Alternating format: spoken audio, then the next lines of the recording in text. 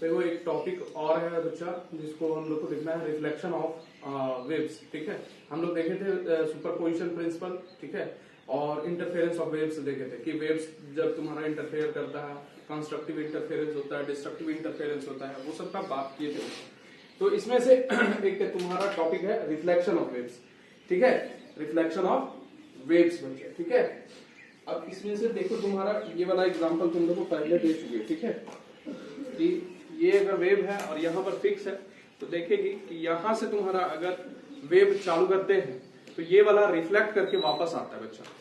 अब for example तुम लोग जानती है कि जैसे तुम्हारा पहाड़ वगैरह में जब आवाज जोर से देती है आवाज, तो उसमें तुम्हारा क्या होता है, आवाज जोर से देने पर क्या होता है कि सुनाई देता है वही चीज बार बार, वही चीज बार बार सुनाई देता है। एक आवाज जो भी चिल्ला के बोलते हैं तो वो आवाज बार बार होता है। तो ऐसा क्यों होता है, इसको हम लोग बोलते हैं रिफ्लेक्शन ऑफ साउंड के कारण तुम्हारा होता है, और इसको बोलते हैं इको बच्चा।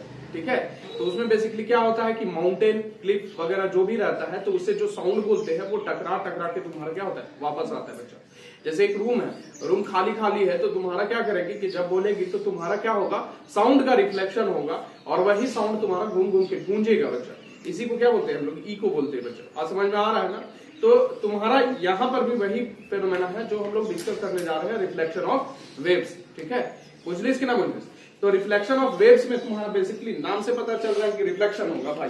और रिफ्लेक्शन तुम लोग पढ़ा है, तुम्हारा लाइट वाला चैप्टर में पढ़ा होगा 10th क्लास में, कि रिफ्लेक्शन जब होता है, ठीक है, रिफ्लेक्शन का डिफिनेशन क्या होता है कि अगर वेव तुम्हारा या फिर लाइट वाला तुम लोग पढ़ा था, तो वेव अगर मान लो सेम मीडियम में वापस आ जाए, फॉल करके टकरा के स्ट्राइक करके तुम्हारा सेम मीडियम में वापस आ जाए, तो इस घटना को हम लोग रिफ्लेक्शन ऑफ वेव या रिफ्लेक्शन ऑफ लाइट बोलते थे बच्चा। याद है कि नहीं याद है। तो उसी तरह इसमें भी है कि अगर सेम मीडियम में वापस आ जाए तुम्हारा, ठीक है, टकरा के किसी चीज से टकरा के वापस तुम्हारा सेम मीडियम में वापस आ जाए वेव, तो इसको इस घटना को हम लोग रिफ्लेक्शन बोलेंगे। ठीक है, तो यहां पर हम लोग क्या किए हैं कि एक स्ट्रिंग लिए बच्चा। सपोज करो कि इस तरह से तुम्हारा स्ट्रेच्ड स्ट्रिंग है बच्चा, ठीक है, और एक एंड तुम्हारा इसका क्या कर दिए, फिक्स कर दिए बच्चा। दो एंड होगा, दो तरह का एंड होगा, एक तुम्हारा रिफ्लेक्शन होता है और एक ट्रांसमिशन होता है बच्चा।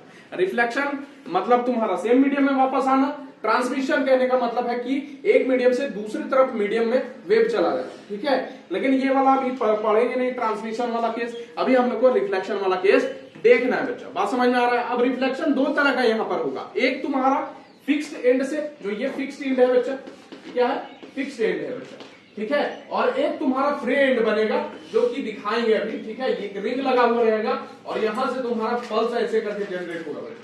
बात समझ में आ रहा है कि नहीं यार।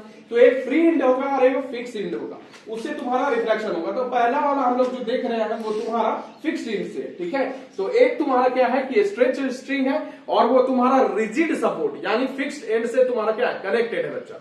तो शुरू में एकदम सिंपल रहेगा, ठीक है, एकदम इस पोजीशन में। और उसके बाद हम लोग क्या करेंगे, एक तुम्हारा पल्स जनरेट करेंगे। जब बताए थे तुम्हारा कि एक स्ट्रेच स्ट्रिंग है, उसमें एक बम्प हम लोग क्या करते हैं, तैयार करते हैं। तुम्हारा ऐसे करके करेंगे तो तुम्हारा एक पल्स जाएगा जो ट्रेवल करेगा आगे।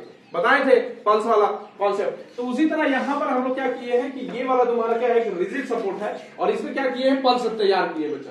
पल्स तैयार करने के बाद तुम्हारा क्या होगा कि यहाँ पर पल्स तैयार किए, ये पल्स तुम्हारा इंसिडेंट पल्स कहला रहा है और इसको हम लोग क्या करेंगे, आगे भेजेंगे। आगे भेजेंगे तो यहाँ पर देखो, यहां से तुम्हारा यहाँ पर जैसे ही टकराएगा, तुम्हारा जैसे ही टकराएगा तो ये क्या करेगा, एक्सर्ट करेगा फोर्स। किस पर, रिजिड सपोर्ट पर क्या करेगा, एक्सर्ट करेगा फोर्स। एक्सर्ट करेगा कि नहीं, पल्स क्या है, आगे बढ़ेगा तो तुम्हारा ये आगे बढ़ रहा है ड्यू टू हम लोग जो है फोर्स लगाए होंगे तभी तुम्हारा पल्स आगे बढ़ रहा है बच्चा। फोर्स हो रहा है, मोशन लगेगा, वेव मोशन हो रहा है, डिस्टर्बेंस है। ये डिस्टर्बेंस तुम्हारा आगे जाएगा, रिजिड सपोर्ट में टकराएगा, इसका मतलब क्या है, फोर्स एक्सर्ट करेगा तुम्हारा रिजिड सपोर्ट पर। अब रिजिड सपोर्ट का मॉलिक्यूल्स जो है वो उठेगा नहीं, क्योंकि वो इंटरमोलिकुलर फोर्स उनके बीच में तुम्हारा ज्यादा है बच्चा। यहां पर तुम्हारा क्या था, मॉलिक्यूल सिंपल हार्मोनिक मोशन कर रहा था, मतलब तुम्हारा क्या है कि मीन पोजीशन से उड़ जाएगा। बात समझ में आ रहा है कि नहीं। यहां पर तुम्हारा मीन पोजीशन से ऊपर उठ रहा है, लेकिन यहां पर रिजिड सपोर्ट वाला मॉलिक्यूल को ये उठा नहीं सकता क्योंकि उनके बीच तुम्हारा इंटरमोलिकुलर फोर्स ज्यादा है बच्चा। बात समझ में आ रहा है ना। तो यहां पर जैसे ही एक्सर्ट करेगा force, according to third law, equal और अपोजिट फोर्स तुम्हारा यहां वाला मॉलिक्यूल जो है इस पर लगाएगा, स्ट्रिंग पर। बात समझ में आ रहा है कि नहीं। थर्ड लॉ के अनुसार इक्वल एंड अपोजिट फोर्स लगाएगा बच्चा, और इक्वल एंड अपोजिट फोर्स के कारण ये जो पल्स ऐसे सीधा दिख रहा था तुम्हारा, अब क्या हो जाएगा, उल्टा हो जाएगा बच्चा। तो ये पहले सीधा हुआ, उसके बाद ये तुम्हारा उल्टा हो जाएगा और ये उल्टा होके इधर चल लेंगे। बात समझ में आ रहा है? तो एक ही मीडियम, इसको हम लोग बोलते हैं समटाइम्स तुम्हारा रेरर मीडियम बच्चा, रेरर मीडियम।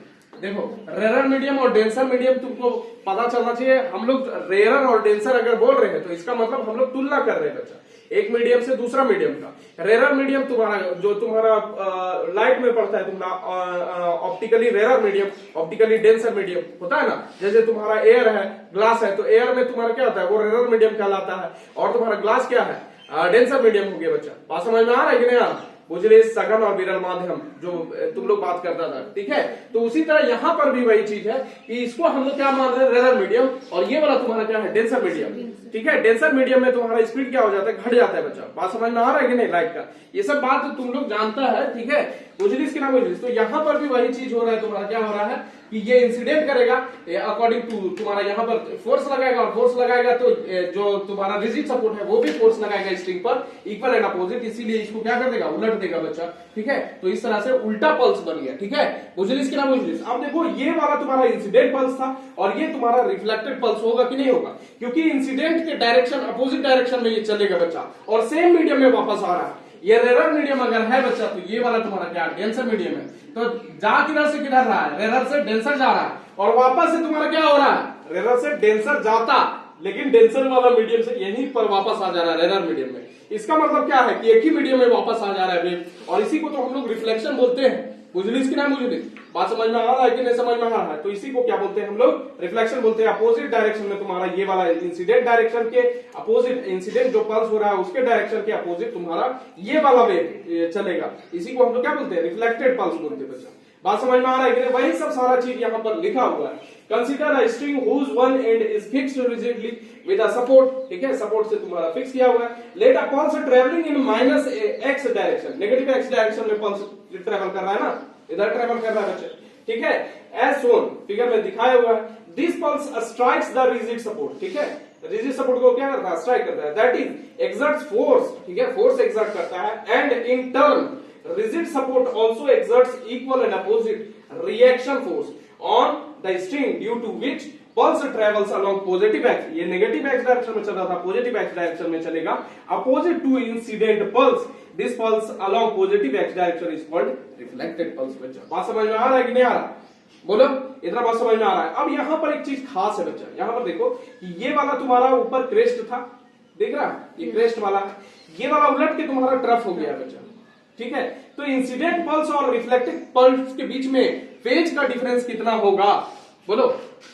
180 क्यों होगा भाई? देखो यहां पर हम बताए थे तुम्हारा बच्चा कि इस तरह से तुम्हारा ये वाला 0 होता है, यहाँ 2 पाई, यहाँ पर पाई होता है कि नहीं होता है? तो ये वाला देखो ये क्रेस्ट तुम्हारा ट्रफ में बदल गया है, यानी दोनों के बीच में तुम्हारा अभी डिफरेंस कितना हो गया फेज का, बोलो? पाई से डिफर कर रहा है दोनों का, ठीक है। तो thus there is a phase difference of 180 degree और पाई between incident and reflected pulse if reflection takes place at rigid support, यानी रिजिड सपोर्ट पर होता है अगर, तो तुम्हारा क्या होगा, बोलो? 180 डिग्री का तुम्हारा क्या हो जाएगा, फेज डिफरेंस हो जाएगा। अब मैथमेटिकली हम इसको देखते हैं कि तुम्हारा इसका मैथमेटिक्स क्या होगा। इंसिडेंट वेव इक्वेशन तुम्हारा क्या होगा, ए sine K x plus omega T, क्यों प्लस, क्योंकि नेगेटिव एक्स डायरेक्शन में चल रहा है बच्चा, वहां पर अगर पॉजिटिव एक्स डायरेक्शन में चलता तो के एक्स माइनस ओमेगा टी लिखते बच्चा। बात समझ में आ रहा है कि नहीं? रिफ्लेक्टेड पल्स यहाँ पर एक क्या हो गया, एम्पलीट्यूड हो गया बच्चा। अच्छा यहाँ रिफ्लेक्टेड पल्स, रिफ्लेक्टेड वाला, अच्छा यहाँ पर एक चीज ध्यान देना कि ये वाला जो तुम्हारा बोल रहे हैं, यहाँ पर जो स्ट्राइक हो रहा है इसमें एनर्जी का तुम्हारा क्या है, खर्चा नहीं हो रहा है, लॉस नहीं हो रहा है, वेस्टेज नहीं हो रहा है बच्चा। तो जो एनर्जी भेजे थे वही एनर्जी इसको वापस मिल रहा है, इसीलिए इसका ये वाला जो सिर्फ जितना है एम्पलीट्यूड, इसका जो एम्पलीट्यूड जितना होगा यहाँ पर बच्चा, यहाँ पर जितना एम्पलीट्यूड होगा इधर सेम एम्पलीट्यूड यहाँ भी मिलना चाहिए। बात समझ में आ रहा है क्या? दोनों का एम्पलीट्यूड सेम मिलना चाहिए, क्योंकि एनर्जी का वेस्टेज नहीं होगा, ऐसा हम लोग मान रहे हैं, ज्यूम कर रहे हैं बच्चा। बात समझ में आ रहा है कि नहीं आ रहा? अच्छा इंसिडेंट वेव इक्वेशन अगर लिखेंगे तो देखो वाई आई लिख दिए, ठीक है, और ये तुम्हारा ए तुम्हारा क्या हो गया, एम्पलीट्यूड हो गया बच्चा। बात समझ में आ रहा है कि नहीं? अब देखो रिफ्लेक्टेड वेव इक्वेशन अगर हमको लिखना हो तो यहाँ पर K x plus omega T, क्योंकि नेगेटिव एक्स डायरेक्शन में चल रहा था, अभी पॉजिटिव एक्स डायरेक्शन में चलेगा तो के एक्स माइनस ओमेगा टी होगा। बात समझ में आ रहा है कि नहीं आ रहा? इतना बात बुझा रहा है, बोलो? कोई दिक्कत है नहीं ना? नहीं ना, ठीक। अच्छा यहाँ पर देखो माइनस ए लगा दिए। माइनस ए क्यों लगाया बच्चा? क्योंकि तुम्हारा जो वेव था वो तुम्हारा उलट गया, तो इसका जो एम्पलीट्यूड है नीचे डायरेक्शन में चला गया, इसलिए माइनस ए लिख रहे बच्चा। बात समझ में आ रहा है कि नहीं आ रहा? और तुम्हारा क्या है कि ये वाई तुम्हारा डिस्प्लेसमेंट होता था, तो डिस्प्लेसमेंट नेगेटिव साइड हो गया, इसीलिए माइनस लगा रहे। कोई दिक्कत? यहां तक रिफ्लेक्टेड पल्स को हम लोग इस तरह से भी दिखा सकते हैं, रिफ्लेक्टेड वेव को, ठीक है। Y r is equal to A sine K X minus omega T plus pi, क्योंकि यहाँ पर K X minus omega T theta मानो और थीटा प्लस पाई तुम्हारा क्या होता है साइन थीटा प्लस पाई या पाई प्लस थीटा क्या होता है याद करो, थर्ड क्वाड्रेंट में चला जाएगा बच्चा। थर्ड क्वाड्रेंट में जाएगा तो तुम्हारा साइन क्या होता है यहाँ पर थर्ड क्वाड्रेंट में ये पाई प्लस थीटा, पाई यहाँ और थीटा यहाँ, तो थर्ड क्वाड्रेंट में साइन नेगेटिव होता है बच्चा।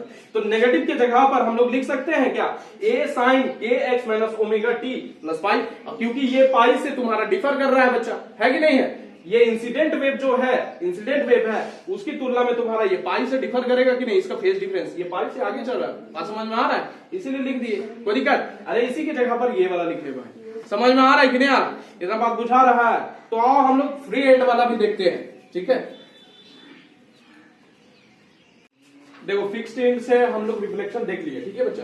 उसमें देखे थे तुम्हारा क्या कि यहां से तुम्हारा क्या होगा कि पल्स जाता है, ठीक। पल्स जाने के बाद तुम्हारा क्या होता है, यहां से टकराता है, रिजिड बाउंड्री रहता है। रिजिड बाउंड्री के बाद क्या कहता है कि ये एग्जर्ट करेगा, जब स्ट्राइक करेगा तुम्हारा रिजिड बाउंड्री को, तो क्या होता है कि ये rigid boundary since rigid boundary और इसके अंदर का मॉलिक्यूल्स जो है तुम्हारा रिजिडली फिक्स है बच्चा। बात समझ में आ रहा है ना? तो ये तो तुम्हारा पल्स एग्जर्ट करता है फोर्स, ठीक है, रिजिड बाउंड्री पर फोर्स एग्जर्ट करता है, बट तुम्हारा थर्ड लॉ के अनुसार जो रिजिड बाउंड्री का मॉलिक्यूल्स है वो भी इस पर फोर्स लगाता है बच्चा, ठीक है। रिजिड बाउंड्री भी फोर्स लगाता है और इसको क्या करता है, इसको ठेल के तुम्हारा क्या करता है, इसको रिफ्लेक्ट करा देता है, मतलब इधर भेजेगा। लेकिन इसका जो तुम्हारा पल्स ऊपर क्रेस्ट जो था वो अब ट्रफ बन जाएगा। बात समझ में आ रहा है कि नहीं? उल्टा हो जाता है बच्चा और फेज का डिफरेंस कितने का हो जाता है, पाई का हो जाता है बच्चा। बात समझ में आ रहा है कि नहीं? ये पहले ऊपर था तो नीचे हो जाता है रिफ्लेक्शन के बाद। बात समझ में आ रहा है कि नहीं आ रहा? बुझलिस कि ना बुझलिस? बुझा रहा है ना? इतना बात बताए थे कि तुम्हारा न्यूटन से थर्ड लॉ लगेगा, थर्ड लॉ के अनुसार ये जब फोर्स लगा रहा है तो वो भी फोर्स लगाएगा और इसको क्या कर देगा, इधर जा रहा था रिफ्लेक्ट करके तुम्हारा इसको उलट देगा, इन्वर्ट कर देगा बच्चा। बात समझ में आ रहा है कि नहीं आ रहा? बुझलिस since it is rigid, boundary क्या है, रिजिड है, इसीलिए। बात समझ में आ रहा है कि नहीं आ रहा? अब हम लोग क्या देखते हैं, फ्री एंड से तुम्हारा फ्री एंड या फिर बोल लो तुम्हारा ये क्या है, ये फ्री एंड है बच्चा। यहाँ पर फ्री एंड से तुम्हारा रिफ्लेक्शन हम लोग देखने जा रहे हैं, ठीक है। बात समझ में आ रहा है कि नहीं आ रहा? ठीक। अच्छा ये तुम्हारा ये दूसरा नंबर लिख सकता है कि फ्रॉम फ्री एंड, और वो वाला पहला लिख सकता है फ्रॉम फिक्स्ड एंड। पहला वाला लिख सकता है फ्रॉम फिक्स्ड एंड और दूसरा वाला लिख सकता है फ्रॉम फ्री एंड, ठीक है। बात समझ में आ रहा है कि नहीं आ रहा? बुझलिस? तो ये फ्रॉम फ्री एंड है, ठीक। अच्छा अब यहां पर ध्यान दो, फ्री एंड बनाने के लिए ये तो रिजिड सपोर्ट अभी भी है, ये वाला जो बाउंड्री है ये रिजिड अभी भी है, लेकिन इसमें हमको फ्री बनाने के लिए क्या किए हैं, फ्री बनाने के लिए हम एक रिंग लगा दिए, ठीक है। रिंग जो है वो गोल सा सर्कल, छोटा सा सर्कल है और सर्कल से तुम्हारा रिंग जो है, रिंग जान ही रहा है भाई, ठीक है। तो रिंग रहता है गोल गोल, तो उसको हम लोग गोल वाला पार्ट जो है उसको कनेक्ट कर दिए हैं किससे, एक स्ट्रिंग से कनेक्ट कर दिए बच्चा। बात समझ में आ रहा है कि नहीं? उसे कनेक्ट कर दिए है। अब क्या कर रहे हैं तुम्हारा, बेसिकली यहां पर क्या था, जैसे तुम्हारा क्या था इसमें ये वाला तुम्हारा यहां पर रिजिडली फिक्स था, अब फिक्स ना रह के ये वाला एंड क्या करेगा, ये रिंग से सपोर्ट में होगा बच्चा, होगा कि नहीं होगा? तो ये जैसे मूव कराएंगे तो रिंग भी मूव करेगा साथ में, करेगा कि नहीं? क्योंकि उसके इसमें क्या था, रिजिडली फिक्स था बच्चा, रिजिडली फिक्स था। बात समझ में आ रहा है ना? उसमें डायरेक्ट कनेक्ट था रिजिड बाउंड्री से, और यहां पर क्या लगा दिया, रिंग लगा दी बच्चा। बात समझ में आ रहा है कि नहीं आ रहा? अब क्या होगा कि तुम्हारा जैसे ही यहां पर क्या करेंगे, पल्स जनरेट करेंगे, तो ये पल्स क्या करेगा, आगे इंसिडेंट पल्स इस पर गिरेगा, तुम्हारा आगे बढ़ेगा, यहां आगे बढ़ा, उसके बाद इंपैक्ट जो डालेगा वो रिंग पर डालेगा। बात समझ में आ रहा है कि नहीं आ रहा? इंपैक्ट जो डालेगा यानी फोर्स जो लगेगा वो किस पर लगेगा, रिंग पर लगेगा बच्चा। बात समझ में आ रहा है कि नहीं आ रहा? तो रिंग जब तुम्हारा रिंग पर फोर्स लगेगा तो जिस पर फोर्स लगेगा वो मूव करेगा बच्चा। बात समझ में आ रहा है? और रिंग क्या है, फ्री टू मूव है, ऐसा नहीं कि रिंग को हम लोग वेल्डिंग करके फिक्स कर दिए। बात समझ में आ रहा है ना? ये तुम्हारा पल्स जैसे जनरेट किए तो रिंग पर लगा, रिंग पर फोर्स लगा, रिंग तुम्हारा क्या होगा, मूव करेगा।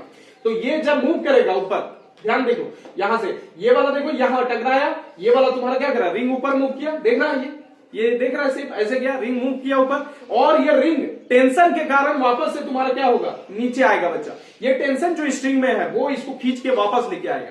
बात समझ में आ रहा है कि नहीं आ रहा? पूछली। लेकिन ध्यान यहां देना कि ये जो वेव है इसका क्रेस्ट इसको उलट नहीं देता, ये जैसे पहले था वैसे ही रहेगा। बात समझ में आ रहा है कि नहीं? अगर सुनो रिजिड बाउंड्री रहता तो क्रेस्ट को तुम्हारा पलट के ट्रक बना देता। बात समझ में आ रहा है ना? लेकिन यहां पर rigid boundary, since it is not rigid boundary, the ring is free to move, ठीक है। हेल्स तुम्हारा जो टेंशन इन द स्ट्रिंग जो है वो तुम्हारा क्या करता है, इसको ब्रिंग्स इट बैक, ठीक है। बात समझ में आ रहा है? इसको वापस लेके आता है और तुम्हारा रिफ्लेक्टेड वेव बनाता है, रिफ्लेक्टेड पल्स बनाता है बच्चा। लेकिन इसको रखता है तुम्हारा क्रेस्ट पोजीशन पर ही, अपराइट रखता है बच्चा, जैसे पहले था उसी तरह रखता है। बात समझ में आ रहा है क्या? बोलो, इतना बात बुझा रहा है? वही सारा चीज यहां पर लिखे है बच्चा। देखो, let one end of string is tied to a ring, ring से टाई किए हुए, which can slide over frictionless rod. Rod कैसा है? फ्रिक्शनलेस है। हम लोग बात कर रहे हैं कि यहां पर एनर्जी का वेस्टेज अभी नहीं होता है बच्चा। हम बोल रहे हैं कि वेस्टेज एनर्जी का नहीं होता है, इसीलिए ये जो सेम बनेगा, एम्पलीट्यूड वगैरह जो बनेगा वो तुम्हारा सेम होगा, वेवलेंथ भी इसमें सेम होगा, स्पीड भी सेम होगा, क्योंकि मीडियम एक ही है। मीडियम जब एक ही रहता है तो स्पीड जो होता है वो मीडियम पर डिपेंड करता है बच्चा। डिपेंड करता है कि नहीं डिपेंड करता है ना? और तुम्हारा जो लेमडा है वो भी तुम्हारा किस पर डिपेंड करता है? स्पीड पर डिपेंड करता है, मीडियम पर डिपेंड करता है। तो लेमडा भी तुम्हारा इन सब चक्करों में क्या हो जाएगा? फिक्स हो जाएगा बच्चा। बात समझ में? सेम हो जाएगा। और जो तुम्हारा फ्रीक्वेंसी होता है वो सोर्स पर डिपेंड करता है, कौन प्रोड्यूस कर रहा है। तो जितना फ्रीक्वेंसी सोर्स देगा उतना ही फ्रीक्वेंसी से तुम्हारा ये क्या होगा? वेव जनरेट होगा बच्चा। बात समझ में आ रहा है कि नहीं आ रहा? तो ये सब सारा चीज तुम्हारा क्या होगा? वेव लेंथ, स्पीड और तुम्हारा फ्रीक्वेंसी फिक्स हो जाएगा बच्चा। बात समझ में आ रहा है कि नहीं आ रहा? अच्छा, यहां पर एनर्जी का वेस्टेज नहीं है, यहां पर फ्रिक्शन लेस बोल रहे हैं रॉड, ठीक है। जैसे टकराएगा तो फ्रिक्शन लेस है, फ्रिक्शन ही तो यहां पर वेस्टेज करवाता एनर्जी का। बात समझ में आ रहा है कि नहीं? तो फ्रिक्शन लेस रॉड ले लिए तो एनर्जी का वेस्टेज होगा नहीं। बात समझ में आ रहा है कि नहीं आ रहा? तो यहां पर क्या किए तुम्हारा, देखो यही चीज लिख दी है कि let a pulse travelling along the string reaches the ring.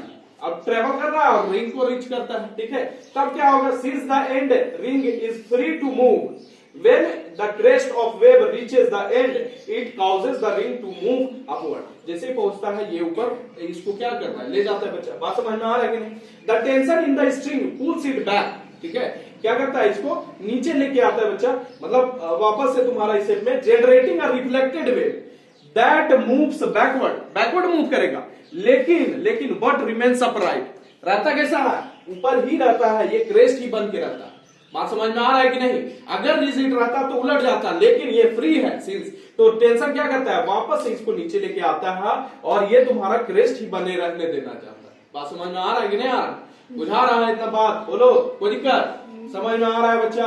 अच्छा, तो यहां पर देखो कि क्रेस्ट यहां भी मिल रहा है, रिफ्लेक्ट भी जब हो रहा है, जब यहां पर इंसिडेंट इधर कर रहा है, रिफ्लेक्ट किधर हो रहा है? इधर हो रहा है। दोनों का तुम्हारा क्रेस्ट ही मिल रहा है दोनों टाइम, रिफ्लेक्ट में भी क्रेस्ट ही मिल रहा है और इंसिडेंट में भी क्रेस्ट ही मिल रहा है बच्चा। तो क्या इनके पास फेस का डिफरेंस होगा? फेस का डिफरेंस होगा? अरे क्रेस्ट पर फॉल कर रहा है, फेस का डिफरेंस होता नहीं है बच्चा, बताए ना? सेम फेज में तो फेज का डिफरेंस 0 है बच्चा। सो वही चीज यहां पर लिखे, thus there is no phase difference between incident and reflected pulse बच्चा। बात समझ में आ रहा है कि नहीं? यही वाला उलट जाता था तो फेज का डिफरेंस होता था पाई का, जो कि तुम्हारा किस में था? फिक्स्ड एंड से जब रिफ्लेक्शन हो रहा था। तो बात समझ में आ रहा है कि नहीं आ रहा? बुझलिस कि ना बुझलिस? इतना बात समझ में आ रहा है? बोलो, कोई दिक्कत है? नहीं ना? अब देखो यहां पर इसका मैथमेटिक्स लिख देते हैं। इंसिडेंट पल्स को कैसे हम लोग दिखाएंगे बच्चा? ए sine K x plus omega T, क्योंकि इधर ट्रेवल कर रहा है नेगेटिव एक्स डायरेक्शन में, तो के एक्स प्लस ओमेगा टी हो जाएगा। रिफ्लेक्टेड पल्स को लिखेंगे तो इधर ट्रेवल कर रहा है, इसीलिए के एक्स माइनस ओमेगा टी, यानी पॉजिटिव एक्स डायरेक्शन में जब ट्रेवल करता है तो के एक्स माइनस ओमेगा टी होता है, ठीक है। बात समझ में आ रहा है कि नहीं आ रहा? बुझले से इतना बात बुझा रहा है? अच्छा, एक चीज इसमें देख लो कि वहां पर हम लोग लिखे थे तुम्हारा क्या, कि तुम्हारा यहां पर फिक्स्ड एंड था बच्चा। जब फिक्स्ड एंड था, फिक्स्ड एंड, यहां पर रिंग नहीं लगा रही है, तो ये वाला मीडियम क्या हो रहा था? डेंसर हो रहा था, और ये वाला मीडियम रेरर हो रहा था। यानी वेव किधर से किधर मूव कर रहा था? रेरर से डेंसर जा रहा था। लेकिन इस केस में तुम्हारा क्या होगा? इस केस में बोलो, इस केस में क्या होगा? नहीं, देखो इस केस में होगा ये डेंसर मीडियम बन जाएगा। ये वाला तुम्हारा क्या हो जाएगा? Denser medium. इस केस में डेंसर, वहां जा रहे थे तो तुम्हारा ये वाला जो था ये रेरर था, और ये वाला जो फिक्स्ड एज था उसको डेंसर था। वो डेंसर क्योंकि मूव नहीं कर रहा था बच्चा, डेंसर मीडियम था, रेरर से डेंसर जा रहा था। लेकिन अभी देखना है तुमको क्या करेंगे कि ये मूव कर रहा है सिंस, तो ये वाला जो रिंग वाला मीडियम है ये तुम्हारा क्या हो जाएगा, रेरर मीडियम हो जाएगा। बात समझ में आ रहा है, ये रेरर हो जाएगा और ये वाला तुम्हारा क्या हो जाएगा, डेंसर हो जाएगा बच्चा। जो तुम्हारा स्ट्रिंग है वो डेंसर मीडियम, तो वेव अभी कैसे मूव करेगा, डेंसर से रेरर मीडियम बच्चा। बात समझ में आ रहा है कि नहीं आ रहा, बुझलिस। और इसका एग्जांपल तुम्हारा हम दे देते हैं, तुम्हारा क्या, तुम्हारा sound wave. Sound wave rarer से डेंसर जाए, डेंसर से रेरर जाए, तुम्हारा उसमें तुम्हारा ऐसा है कि तुम्हारा क्रेस्ट ट्रप में, क्रेस्ट ट्रप तो होता नहीं है, रेयर फ्रैक्शन, और तुम्हारा क्या होता है, बोलो कंप्रेशन होता है बच्चा, वो तुम्हारा चेंज नहीं होता है बच्चा। बात समझ में आ रहा है कि नहीं आ रहा, बुझलिस। तो इसमें एग्जांपल तुम्हारा साउंड का हो जाएगा, ठीक, जिसमें तुम्हारा फेज का चेंज नहीं होगा। बात समझ में आ रहा है कि नहीं आ रहा, फेज का चेंज नहीं होगा बच्चा, फेज तुम्हारा क्या होगा, जीरो होगा, फेज डिफरेंस क्या होगा, जीरो होगा बच्चा। बात समझ में आ रहा है। तो साउंड के यहाँ पर एग्जांपल ले सकते हैं, फॉर एग्जांपल, बुझलिस कि ना बुझलिस, क्योंकि साउंड का अधिकतर देखे हम लोग रिफ्लेक्शन ऑफ साउंड यहाँ पर बोल रहे हैं, तो तुम्हारा वॉल से टकरा के वापस से तुम्हारा क्या हो रहा है, आवाज तुम्हारा आ रहा है बच्चा तुम्हारे कानों में, ठीक है, तो गूंज रहा है, या इको बोलो, इको हो रहा है। बात समझ में आ रहा है कि नहीं, तो यही तुम्हारा रिफ्लेक्शन ऑफ वेव्स है। कोई दिक्कत, तो इन शॉर्ट इन नटसेल पूरा ये तुम्हारा, यही तुम्हारा रिफ्लेक्शन ऑफ वेव्स था। और इसमें हमको पढ़ना है आगे जाके स्टैंडिंग वेव्स और स्टेशनरी वेव्स, जो हम लोग देखेंगे।